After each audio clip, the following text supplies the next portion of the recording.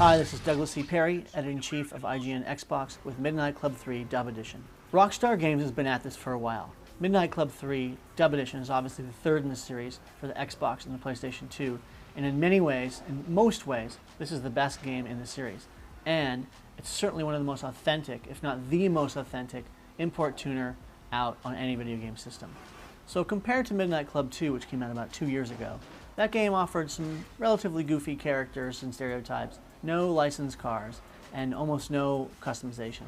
Midnight Club 3 Dub Edition adds a customization feature for both the exterior of your car and your motorcycles, and the interior of your car, so you can change everything from the engine and the computer and the shocks to the tailpipes to intake. This game has 50 plus licensed cars.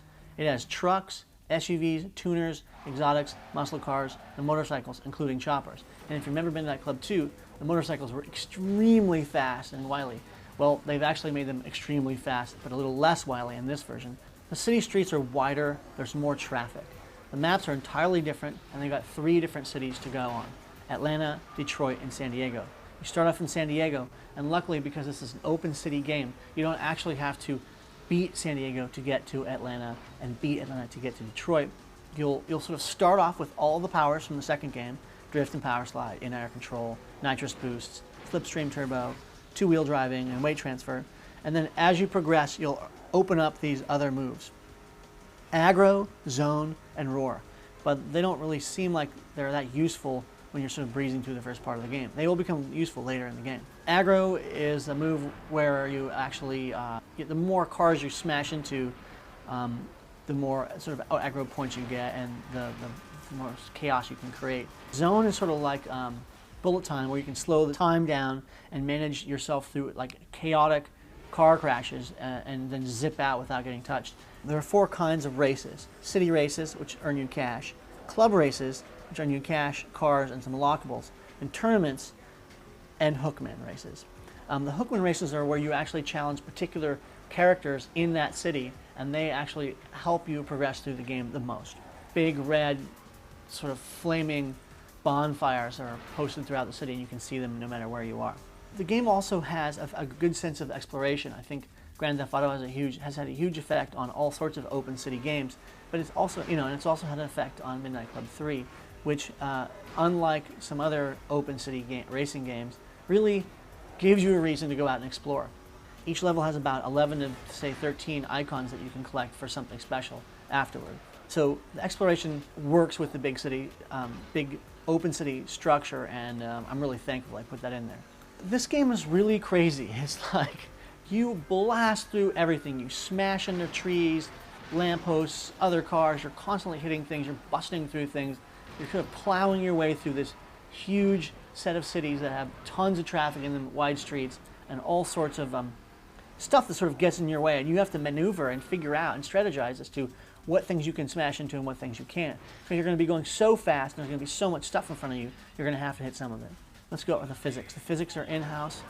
Your car's rather light, except for, of course, the SUVs, and it's really good control. Like, say you get in a car crash and you want to redirect yourself. You hit one of the buttons, you spin around, and it zooms you right in the right direction. On the PS2 and Xbox, Rockstar San Diego has done a fantastic job of pushing this forward really, really hard. There's so many things going on screen at one time, all sorts of particles going on. It seems like hundreds of cars, particularly on the freeways. The game runs at 30 frames per second, occasionally stopping. For the most part, you really will get a sense of great speed, but I think it's not as clear and crisp and as shiny as I kind of hoped it to be, and it's certainly not running at 60 frames per second. The cars, however, look really good, and that's the most important part. So online, you can play on PS2 and Xbox, and the online is functional and it has lots of good courses, lots of good games. There's tag matches, capture the flag with classic, split, and base war options. There's a paint mode, and the 2 new technical things that have made this better than Midnight Club 2. There's host migration. If you're the host and you start a game and you decide to bail, or your connection goes bad, the second guy with the second best connection will pick up that game, become the host, and it will be a relatively seamless transfer for the people playing. Then there's Asynchronous Joins, which means players can leave the race whenever they want, while brand new drivers can sort of enter the game anytime they want. Rockstar always focuses on great sound, great music, They really nailed it with drum and bass, dance hall music. The soundtrack's fantastic, particularly compared to any of the other import tuners or even arcade games out there. It was like, this is 100 times better.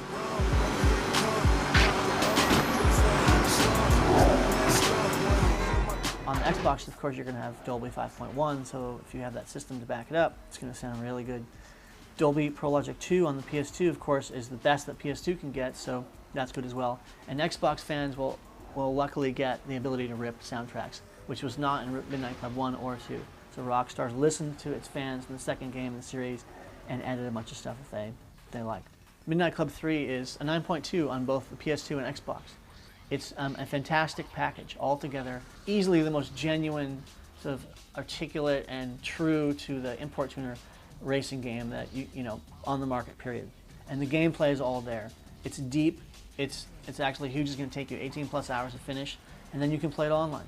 So either whether you have a PS2 or an Xbox, you're going to really like this game. Again, we gave it a 9.2, and we think you're going to really dig it.